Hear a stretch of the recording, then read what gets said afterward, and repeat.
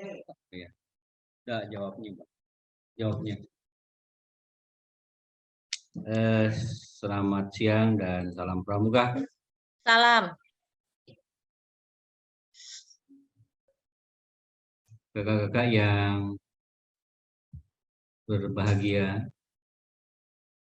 pada siang hari ini kita akan membahas sistem pembinaan orang dewasa dan sistem pendidikan dan latihan orang dewasa. Atau terdapat di dalam bagian daripada itu. Sebelum kita beranjak kepada masalah yang akan kita bicarakan, terlebih dahulu saya ingin mengingatkan kita semua, tolong yang barangkali nanti di kuartir cabangnya masing-masing ada kakak-kakak pelatih senior, ada kakak-kakak pembina senior yang katanya senior.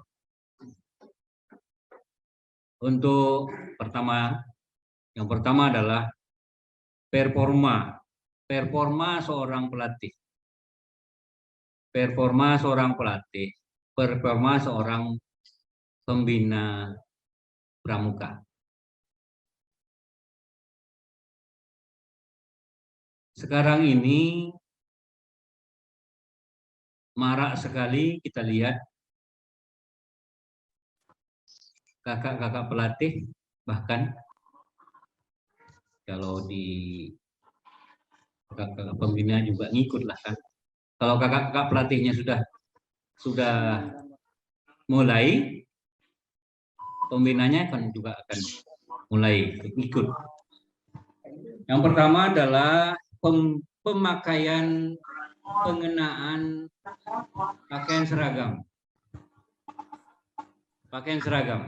Dan kita di dalam petunjuk penyelenggaraan ada PDH, PDU, dan PDL.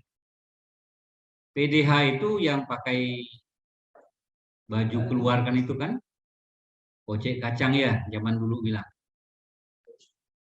PDU, pakaian dinas upacara.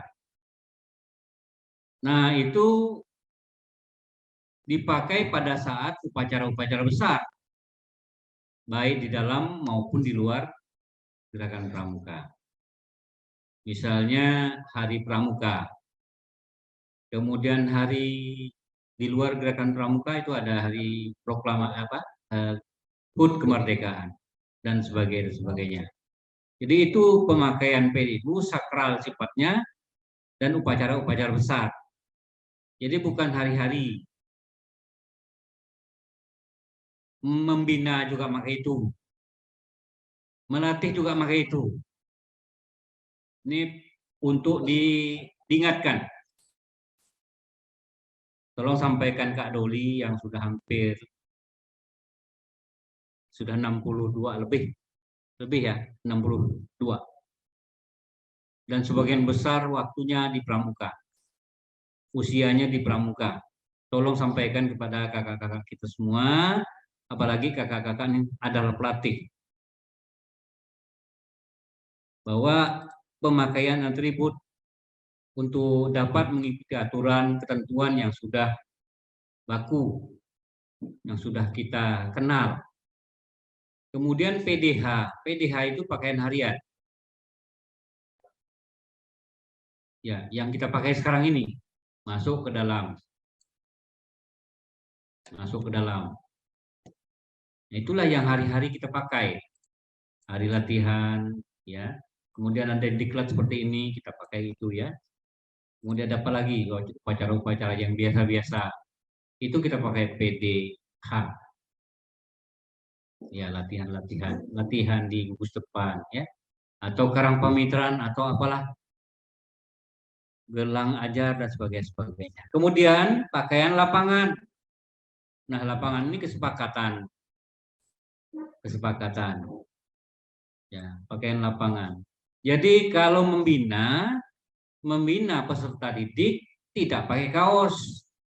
Ini banyak sekali kita lihat di lapangan, di gugus depan, pakai kaos pembinanya,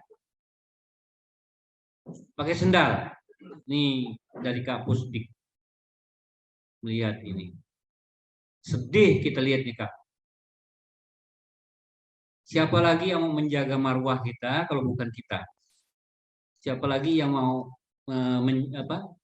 melestarikan atau merawat kesepakatan kita?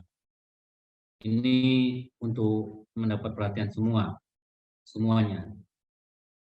Kakak pelatih yang baru akan menjadi pelatih ini, tolong sampaikan itu, tolong kembali.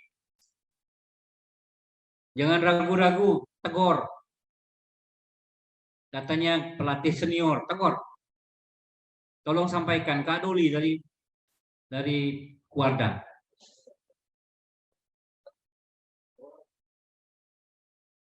Ya Kak ya. Nah ini. Saya enggak marah hari ini enggak. Cuman sedih gitu. Pagi-pagi buka WA, ribut. Ribut apa? Ribut kenapa kami enggak ikut KPD? Kenapa kami enggak ikut KPD? Memang KPD itu jenjang apa? Kan orang terpilih.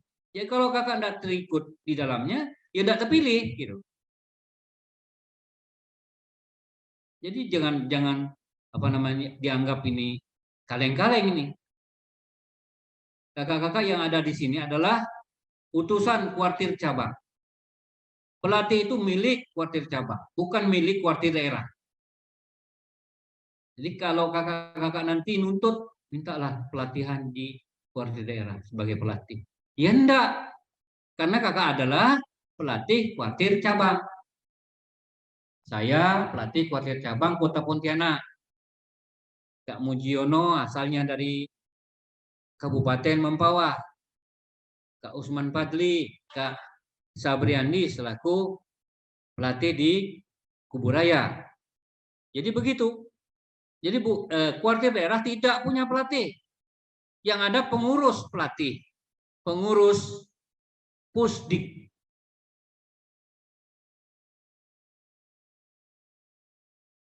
Bukan Kak Doli marah enggak ya? Cuman mengingatkan aja ini. Sedih kita lihatnya.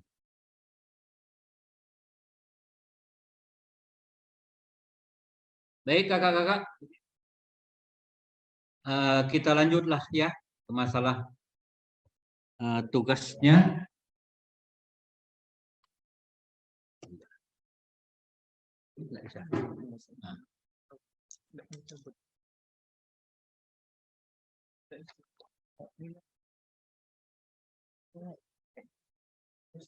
Sumber calon, ya kak ya.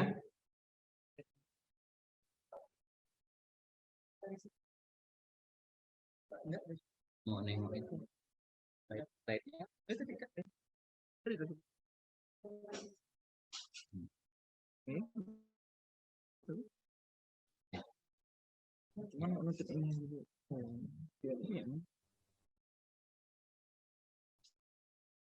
Sumber rekrut para pembina, kita lihat dulu pengertian dasar anggota orang dewasa dalam gerakan pramuka. Semua warga negara Indonesia merupakan sumber anggota orang dewasa dalam gerakan pramuka. Jadi boleh saja seluruh warga negara Indonesia. Jadi tidak SMA, tidak SMP, tidak S1, ya. Tidak sekolah lagi juga, tidak apa-apa. Ya sumber anggota. Khususnya untuk pembina pramuka dengan memperhatikan persyaratan anggota dewasa secara umum, potensi dan sebagainya. Ini potensi yang ada di tempat kita adalah para pendidik atau guru. Nah, ini sumber potensi. Kalau kakak-kakak kemarin ikut latihan SAR ya, latihan SAR itu ada potensi SAR. Potensi SAR itu apa? Macam-macam. Ada yang dari kemaritiman, ada yang dari kedirgantaraan, ada yang dari mana lagi? Potensi SAR macam-macam, termasuk pramuka potensi SAR. Nah, potensi kita di gerakan pramuka adalah pertama para pendidik. Bagaimana kita merekrut para pendidik, para bapak ibu guru, para dosen untuk direkrut menjadi anggota dewasa dalam gerakan pramuka.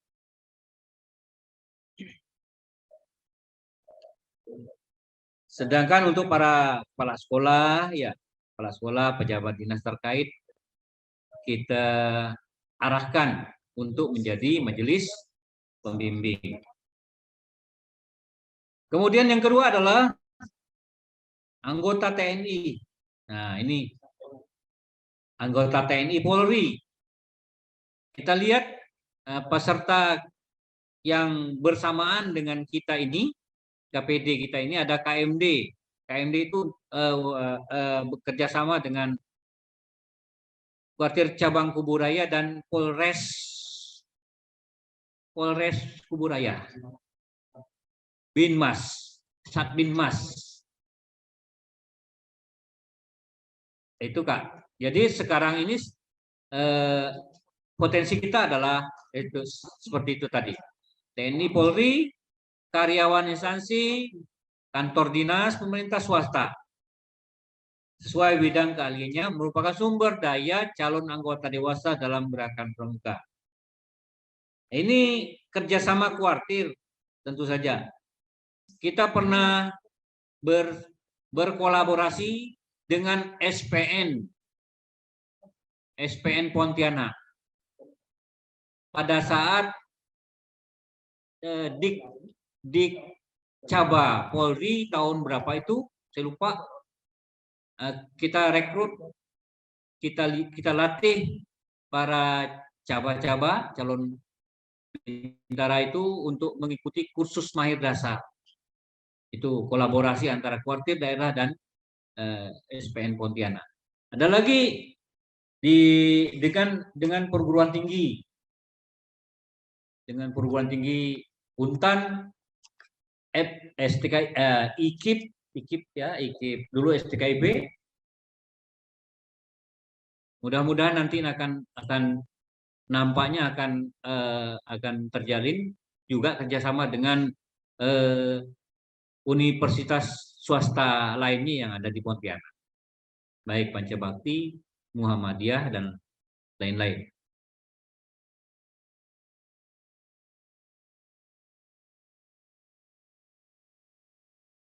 Jadi kita dapat bekerja sama dengan para instansi yang ada di daerah untuk kita rekrut menjadi anggota atau menjadi anggota dewasa dalam gerakan pramuka di kuartir cabang kita, baik dia sebagai apa? Sebagai andalan, baik dia sebagai instruktur kesakaan, baik dia sebagai pengurus kuartir, baik dia sebagai pimpinan saka, baik dia juga sebagai majelis pembimbing di kuartir masing-masing. Itu potensi yang berikutnya.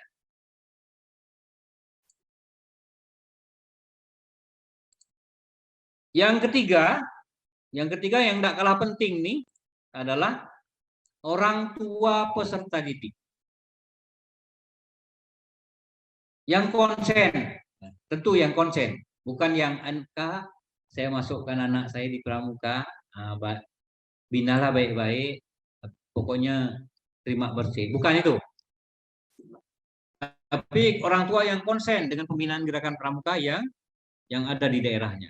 Itu boleh kita rekrut sebagai anggota dewasa gerakan pramuka. Tentu sesuai dengan fungsi pokoknya, tugas pokoknya, fungsinya. Boleh jadi dia sebagai apa? Majelis pembimbing. Boleh dia jadi sebagai instruktur, ya, karena kecakapannya, kemampuan. Tentu dengan syarat-syarat. Kalau emak-emaknya pandai bikin kue, kita rekrut. Ngapa? Kita rekrut sebagai instruktur. buat kue apa namanya bingke benda. Ya, itu kan bagus. Ada peningkatan, ada kerjasama yang kolaborasi antara gerakan pramuka dan orang tua siswa. Yang keempat, pramuka pandega yang melampaui batas usia. Ini juga potensi untuk kita apa namanya kita dayakan, kita upayakan menjadi anggota dewasa. Karena usia pandega, sesudah usia pandega dia mau kemana lagi? Kalau dia mau putus, artinya selesai Kak, saya sudah pandega, saya selesai, saya ingin mengabdi ke masyarakat, silakan. Tapi kalau ada yang saya ingin masih mengabdi di mendharma baktikan diri saya di gerakan pramuka, dia akan pindah menjadi orang dewasa. Istri karyawan, baik yang tergabung dalam berbagai organisasi wanita, merupakan juga calon anggota dewasa gerakan pramuka, khususnya untuk putri. Sedangkan pejabat pimpinan organisasi wanita diarahkan sebagai andalan atau majelis pembimbing. Apa tuh contohnya? Contohnya PKK, GOW dan sebagainya. Iya Kak. Mungkin ada di tempat kakak-kakak itu. Kita lanjut kepada macam-macam anggota dewasa gerakan pramuka. Tadi ada saya singgung-singgung tadi ya. Anggota dewasa pembina pramuka. Pembina pramuka, kemudian pelatih pembina, andalan, pembantu andalan. Kalau dulu disingkat dengan ANCU, andalan ANCU, misalnya ANCU, andalan cabang urusan kerohanian, ANCU roh gitu. Kemudian ada PB ANCU, PB pembantu ANCU, andalan cabang urusan kerohanian. Jadi ada andalan, ada pembantu andalan, ada anggota majelis pembimbing, pamong saka, instruktur saka, dan pembina pramuka profesional, staf kuartir, pimpinan saka, pimpinan sako, dan anggota gugus dharma. Banyak sekali Kak. Jadi kalau nanti yang kita berkiprah di anggota dewasa gerakan pramuka ini macam-macam. Jadi bukan hanya tok kalau ndak jadi pelatih adalah ndak jadi apa-apa. Ya, keliru. Banyak lagi. Mau gantung kacu aja lah. Anda lagi lah, ndak begitu ya? Ndak gantung kacu. Ada kecewa dengan kawan di kuartir, gantung kacu. Cemen, ya. Nah, kecewa pula dengan kawan. Lalu gantung kacu. Ndak mau lagi. Ndak mau apa? Ndak mau berteman lagi. Kemudian yang kedua adalah anggota luar biasa. Adalah warga negara asing yang menetap untuk sementara waktu di Indonesia yang bergabung dan aktif dalam kegiatan kepramukaan. Ini anggota luar biasa. Kemudian anggota kehormatan adalah perorangan yang berjasa luar biasa terhadap gerakan pramuka. Itu anggota kehormatan.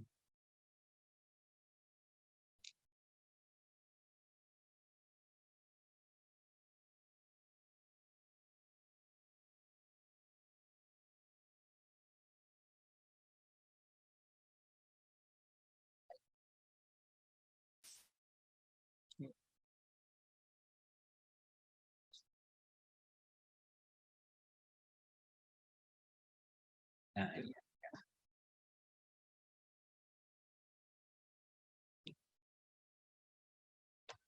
Persyaratan yang harus dipenuhi. Persyaratan umum untuk menjadi orang dewasa dalam gerakan pramuka punya syarat-syarat khusus ya, syarat umum. Yang pertama, sehat jasmani rohani. Betul. Jadi kalau ada pening-pening lalat, ya kan tidak mungkin ya. Nanti kena tempeling pula kan anaknya, peserta didik ya. Sehat jasmani dan rohani. Kemudian memiliki kepedulian terhadap masa depan kaum muda. Memiliki kemampuan, keterampilan, dan pengalaman yang dibutuhkan gerakan pramuka. Menyetujui dan memahami undang-undang gerakan pramuka. ADART dan ketentuan dalam gerakan pramuka. Tolong nih kalau habis waktunya kasih tahu. Dalam gerakan pramuka. Kemudian memiliki KTA yang masih berlaku yang dikeluarkan oleh kuartir cabang. Kakak-kakak punya enggak nih? Halo? Tidur kali?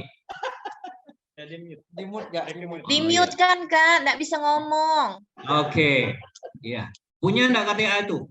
Punya lah Kak. Nah, ya. Jadi kalau mau jadi anggota gerakan pramuka punya KTA, kartu tanda anggota. Berikutnya, memiliki keteladanan, kepemimpinan, keorientasian, dan sebagainya, tidak ngerti lagi. Kepeloporan ya, dan seterusnya. Kemudian ada persyaratan khusus ini. Nah, ya, persyaratan khusus ini termasuklah kita di dalamnya. Misal nih, persyaratan umum, persyaratan khusus merupakan syarat yang perlu dipenuhi untuk suatu tugas tertentu. Misalnya nih, pembina pramuka. Pembina pramuka sekurang-kurangnya memiliki ijazah KMD dan memiliki surat hak bina SHB. SHB siapa yang ngisi? Kuartir cabang. Ya. KMD, jadi harus punya KMD. Kalau enggak punya KMD, apa itu bunyinya? Ayo kakak, apa bunyinya itu? Kalau seorang pembina pramuka tidak memiliki ijazah KMD. Banyak nih kan? Iya. Tak Apa bisa nih? ngisi SKU. Nggak bisa melantik. Sebutannya lo apa? Ilegal. Ilegal.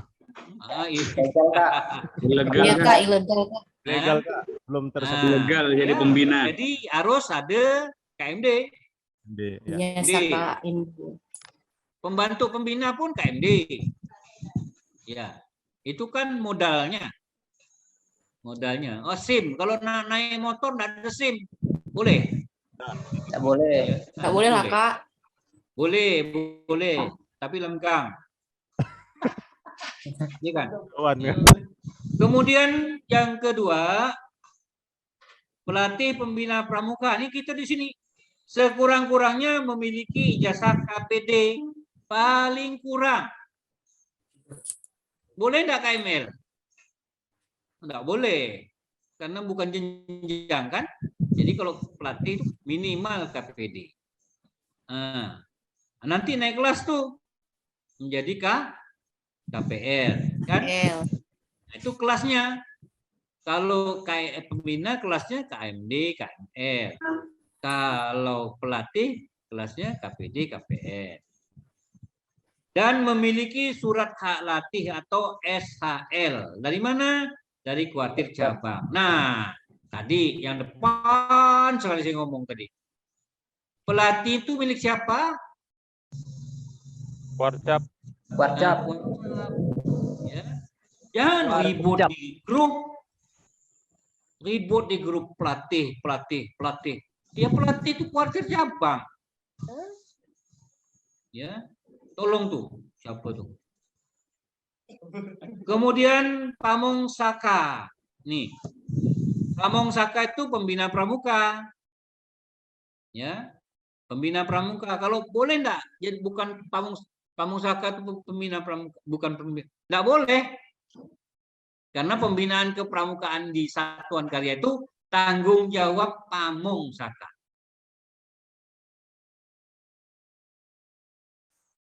Kakak-kakak yang polisi, ya. Nah, itu kalau aktif sebagai pamong saka harus apa? Sekurang-kurangnya KMD. Ya. Kakak-kakak yang di tentara, yang di angkatan darat tuh, yang di saka apa tuh namanya tuh? Wira Kartika. Sebagai Wirakartika. pamong dia harus KMD. Dia bertanggung jawab tentang kepramukaan. Tentang kepramukaannya, ya. Kemudian Pak Mungsaka ini siapa ngangkat? Yang ngangkat adalah kuartir cabang. Jadi SK cabang, SK kuarcap, bukan SK instansi. Saka Saka Bahari ngangkat Pamong Saka. Salah. Yang ngangkat adalah kuartir cabang. Ya, atas usul Saka yang bersangkutan.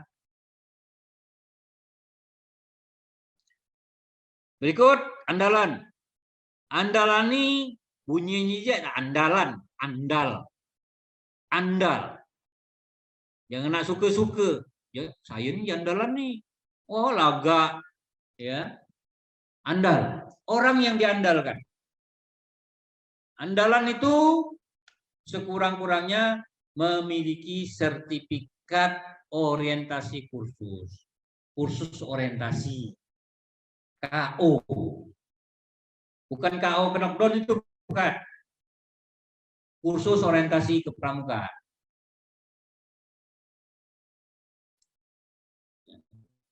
Jadi dia tahu. Jadi andalan tuh enggak namanya, tapi dia ngerti apa, mengapa, bagaimana pramuka itu baru mantap, ya. Nah, jadi sekurang-kurangnya telah memiliki sertifikat orientasi atau kursus orientasi. Kemudian memiliki kemampuan manajerial dan keterampilan kepramukaan. Jadi enggak asal rekrut ya di kuartir itu. Baik ranting, cabang, daerah, nasional, bukan asal rekrut, tapi punya persyaratan khusus. Yang berikut majelis pembimbing.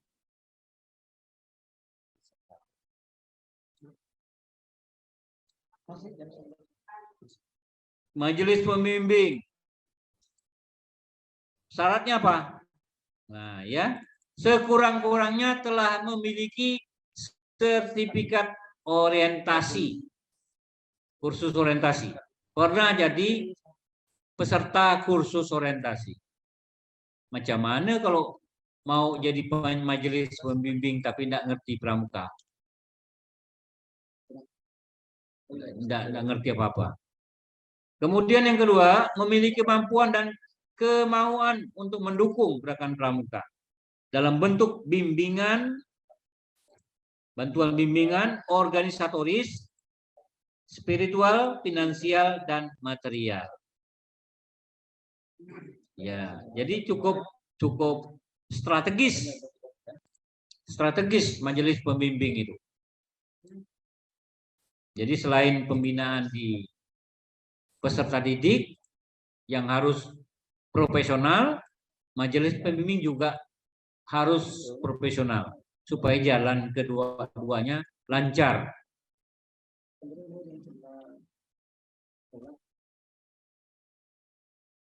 Berikut pimpinan Satuan Karya Pramuka. Ya. Pimpinan Saka, baik tingkat yang paling rendah di kecamatan sampai tingkat atas. Sekurang-kurangnya telah memiliki sertifikat orientasi khusus orientasi. Berpengalaman di bidang satuan karya. Memiliki kemampuan dan kemauan untuk mendukung gerakan pramuka dalam bentuk bimbingan itu tadi, organisatoris, spiritual, finansial, dan material. Ini yang dari kota nih barangkali nanti jadi kepala instansi kan. Nah, ini tugas itu apa? Kakak-kakak sudah KPD, pimpin instansi. Wah, maju itu. Yang berikut adalah anggota gugus Dharma. Ini kakak bikin yang apa? Gambar itu apa tuh? Manula ya. Manula. Gugus Dharma itu adalah sekelompok kumpulan orang dewasa di luar gerakan pramuka yang masih berkeinginan, yang masih kuat keinginannya untuk membantu gerakan pramuka, tapi tidak masuk lagi di dalam struktur kepramukaan. Dia ada di luar kepramukaan. Itu namanya gugus Dharma. Jam saya nanti saya tidak lagi lari pramuka misalnya nih, udah enggak punya gigi lagi lah misalnya, kan susah tuh kalau pelatih misalnya kan enggak punya gigi mau ngomong apa kan, nyebut S jadi L ya, atau kembali nyebut L jadi S gitu, kan enggak bisa tuh. Nah, kemudian mau jadi berkiprah di majelis pembimbing juga enggak kompeten. Mau berkiprah di peserta didik juga tak berkompeten. Nah, saya masuk ke mana? Ke gugus Dharma. Nah, gugus Dharma ini sekurang-kurangnya telah memiliki sertifikat orientasi kursus, memiliki kemauan dan kemampuan untuk mendukung misi gerakan pramuka.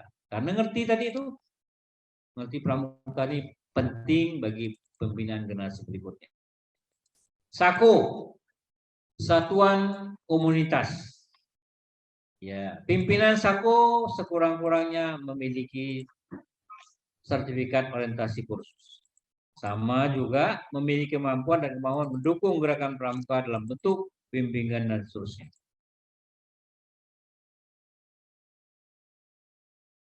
Ini yang ada di kita. Instruktur. Instruktur ini adalah orang pandai, bukan dukun ya, orang pandai, orang ahli. Jangan pula kakak Doli bilang orang pandai. Iya, orang ahli. Instruktur memiliki sertifikat kursus instruktur bidang tertentu. Biasa di instansi ini sudah ada, sudah tersedia. Instruktur ngukur tanah, misal udah ada tuh, dia udah punya sertifikat untuk mengajar atau untuk tentang sertifikat tanah, pengukuran tanah dan sebagainya. Ya, apalagi kalau di tentara, wah sudah memang spesialis.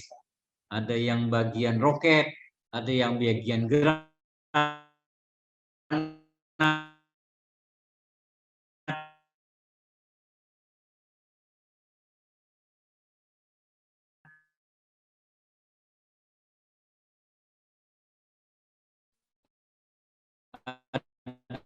Ada yang lihatnya kemauan untuk mendukung misi gerakan pramuka. Ngapa pula enggak boleh, enggak instruktur itu harus ada KMD. Ada di mana nih? Di satuan karya, ya, satuan karya. Apalagi staf kuartir. Nah, staf kuartir ini sekurang-kurangnya memiliki ijazah sekolah menengah atas SMA atau sederajat. Jangan pula ada sih staf kuartir tamatan SMP ada. Tapi bagian apa kan? Nah, bagian apa? Mungkin jangan air. Enggak. Nah, kalau staf kuartir di sekretariat ya harus minimal ijazahnya SMA sederajat. Kemudian punya KMD, ijazah KMD. Biar ngerti pramuka itu apa, jangan kerja di pramuka tapi tidak ngerti pramuka apa. Kemudian memiliki kemauan dan kemampuan untuk mendukung misi gerakan pramuka. Biasa ada di staf kuartir, ada di mana Kak? Di kuartir cabang ada, di kuartir daerah ada. Cuma saat ini belum sampai ke tingkat kuartir ranting, sayang sekali. Ya, sayang sekali. Kuartir ranting kemana ketuanya atau sekretarisnya berdomisili, situlah kantornya. Ya, capnya pandai berjalan. Kalau ketua kuartir rantingnya ke pasar atau sekretarisnya ke pasar, capnya ikut berjalan ke pasar. Karena enggak punya sekretariat. Sekretariatnya ada di rumah salah satu pengurus.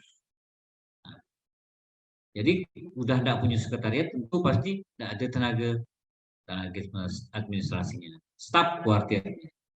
Mestinya ada. Jadi nanti kakak-kakak di daerah dorong itu kecamatan A ya punya kuartir ranting, tapi adalah gitu ya, ada sekretariat kuartir ranting Pondok Indah Lestari, ya kan? Ada kecamatan itu. Ah, kuartir ranting Pondok Indah Lestari. Nah itu ya, ada stafnya, ada kantornya, biar macam pos ronde, tidak apa-apa. Jadi punya markas. Kemudian berikutnya adalah pembina profesional. Ini pembina profesional ini seorang yang berlatar belakang pendidikan sarjana, yang memiliki keahlian dalam bidang tertentu dan berpengalaman sebagai pelatih pembina pramuka. Sekurang-kurangnya memiliki ijazah KPD. Ini pembina profesional. Sama dengan staf, lain beda. Staf itu kerja hari-hari, kerja kantor, orang yang ngurusin kantor. Tapi kalau pembina profesional ini memberi masukan-masukan kepada kuartir, ya, karena keahliannya, karena tesisnya, karena penelitiannya, ya, memberikan masukan-masukan.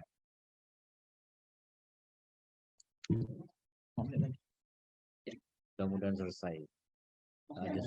Nanti lanjut. Ya. Kemudian sistem pengelolaan anggota dewasa. Nah, sistem pengelolaan anggota dewasa ini, kuartir dan gugus PAN hendaknya secara berkesinambungan memperoleh anggota dewasa yang berkualitas, yang dapat bertahan secara efektif dalam jangka waktu tertentu. Jangan baru jadi direkrut, jadi anggota dewasa, aduh, lemah, melempem. Kemudian kena seleksi alamiah, habis, aib.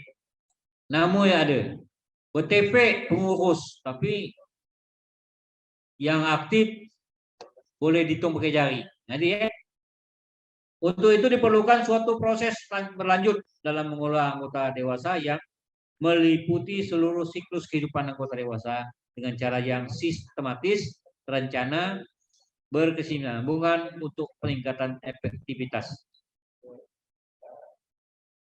Apa semuanya itu? Untuk pembinaan kaum muda di dalam gerakan pramuka. Siapa kaum muda? Peserta didik. Siklusnya, siklus kehidupan anggota dewasa. Pertama kita rekrut, perekrutan, macam-macam tadi ya. Siapa yang direkrut, bagaimana caranya, sudah. Kemudian kesepakatan bersama, membuat kesepakatan. Kakak direkrut untuk menjadi andalan, kakak direkrut untuk menjadi pengurus satuan karya dan seterusnya. Kesepakatan dan pengangkatan. Kemudian integritas, kegiatan pelatihan dan dukungan, penilaian dan evaluasi, kemudian keputusan masa depan. Ini tentu yang ini adalah akhir daripada masa bakti dari kuartir itu. Masa bakti kita pada saat merekrut itu. Dia menentukan masa depannya. Apa mau terus lanjut? Atau mau jadi udahlah sampai sinilah masa pengabdian saya untuk 1 periode barangkali. Ya. Ini alur jenjang. Sistem pengelolaan, ya. Ini kalau di apa nih di diagramkan. Perkiraan runboot, perkiraan kebutuhan runboot. Perkiraan kebutuhan. Jadi seperti awal saya sampaikan bahwa kakak-kakak direkrut oleh kuartir cabang untuk mengikuti peserta KPD adalah sesuai dengan perencanaan dan kebutuhan. Bukan kemauan pribadi. Tapi kebutuhan kuartir cabang. Jadi kita kirim dari kuartir daerah kirim ke kuartir cabang. Kuartir cabang nih ada KMD nih ikut KPD ikut. Nah, kalau kuartir cabangnya enggak merasa enggak butuh lulusan KMD karena sudah banyak. Mungkin 1 orang, 2 orang yang kirimnya. Gitu ya.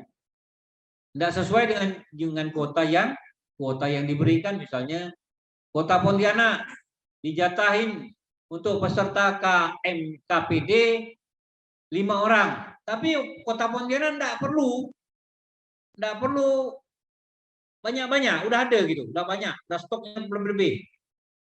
Nah, dia kirim 1 misalnya. Jangan pula kita marah, nggak pula 1 ya. Kami kan KML enggak. Kami udah KML lama dah. Ya, ini enggak kompeten. Dilihat kuartir cabang enggak kompeten. Itu apa? Iya kan? Nah, itu ya.